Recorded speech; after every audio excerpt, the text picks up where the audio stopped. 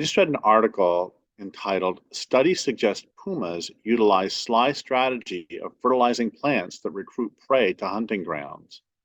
And down further in, it says that they create elevated levels of nitrogen, carbon, and other valuable elements that improve the chemistry and nutrient makeup of soil and plants. These changes may influence where ungulates, such as elk, congregate and feed, given their preference for nitrogen-rich food. Pumas, because they hunt only select areas that give them advantage, are creating nutrient-rich hotspots, may continue to improve their future hunting success over time. Just a couple more things real quick. A remarkable finding, scientists also estimated that a dozen pumas produced over 100,000 kilograms, that's 220,000 pounds, of carrion per year. Over a 9-year lifespan, each puma was estimated to have created approximately 482 temporary hotspots of nutrient-rich soil. So the thing, there are a couple things I find really interesting about this. One is that,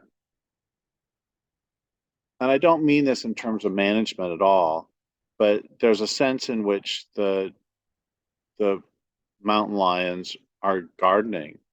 They're actually creating future hunting grounds through the effects of their activity on plants and on the soil. And that brings up another thing, which is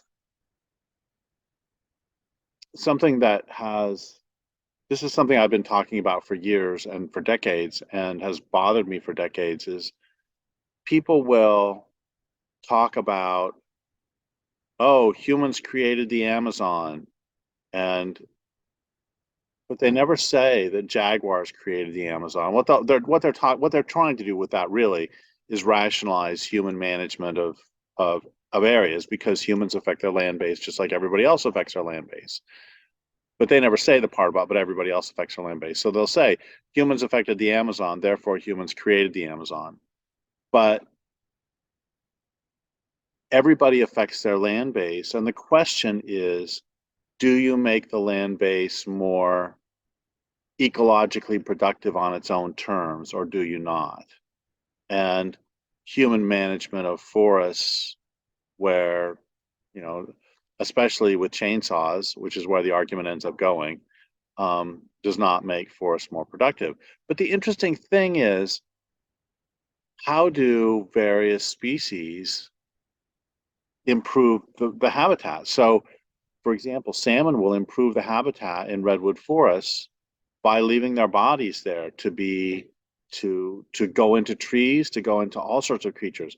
How do golden eagles or bald eagles help the redwood forest, or crows? Well, by distributing that food all over the forest. That's how bears help. That's one of the ways bears help too.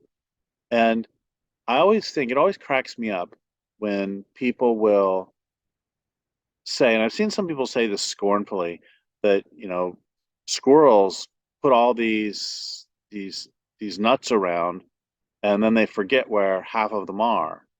And they say that as though humans are supposed to be so much smarter. But I don't know about you, but if I put my car keys anywhere in the normal place, I can't find them, and I only have one set.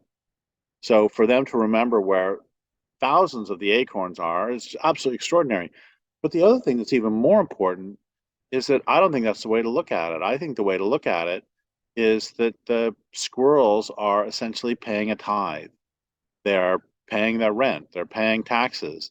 That I get to put away one for me, and then this one is I'm planting it for the oak tree, and I'm planting it for my children. I'm planting it for the future. So everybody benefits through this whole cycle. The mountain lion benefits because it gets to eat the deer or the elk. The soil benefits because as the deer or elk decomposes, and as the mountain lion scat decomposes, that feeds the soil, and it feeds a whole bunch of other animals too. There are a lot of animals are feeding off of these kills, and then the soil having been fed, then the that soil feeds the plants. And you'll notice I've switched there. I said the mountain lion ate the elk, but it works the other way too. We could say the elk is feeding the mountain lion is feeding the soil through the decomposition of the elk. The soil is then feeding the plants. The plants are then feeding the elk.